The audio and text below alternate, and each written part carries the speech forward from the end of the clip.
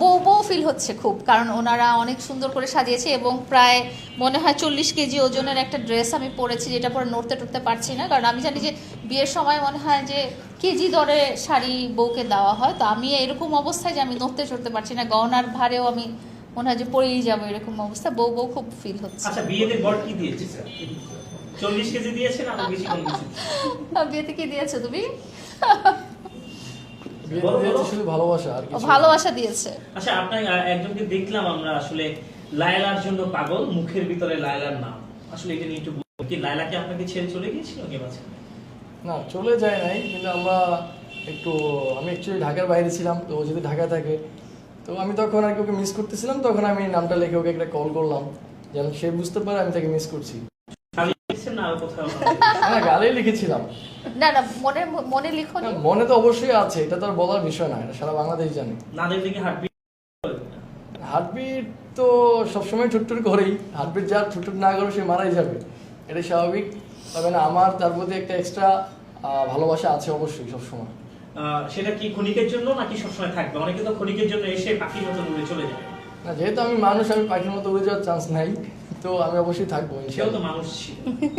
গিয়েছে, সেও তো মানুষ ছিল। বারবার তাকে এসেছে, অবশ্যই বারবার সেটা চলেও না। গিয়েছে। এখন সেটা না, কি মনে হয়? কে কি করলো আসলে সেটা তো তার বিষয়, বাট আমি আমার দিক থেকে বলবো যে আমি তো পাখিও না, আর উড়ে চলে যাওয়াটা আমার পক্ষে পসিবল না।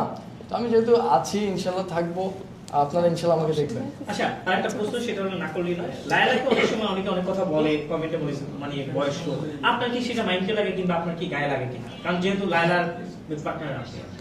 যেহেতু লায়লাকে বলে বয়স্ক, এখন যদি তার বয়স থাকে তাকে বয়স্ক বলতে পারে, আর যদি বাচ্চা হয় বাচ্চা বলতে পারে, এটা খুব নর্মাল। আপনার কাছে কি মনে হয়? না, আমার কাছে তেমন খারাপ কিছু মনে হয় না, যেটা মনে হয় যে লিগ্যাল মানুষের কথাটা লিগ্যাল, আর যখন ইলিগ্যাল কথা বলবে তখন সেটা অবশ্যই আমি চিন্তা করবো যে কথাটা বলার কারণটা কি।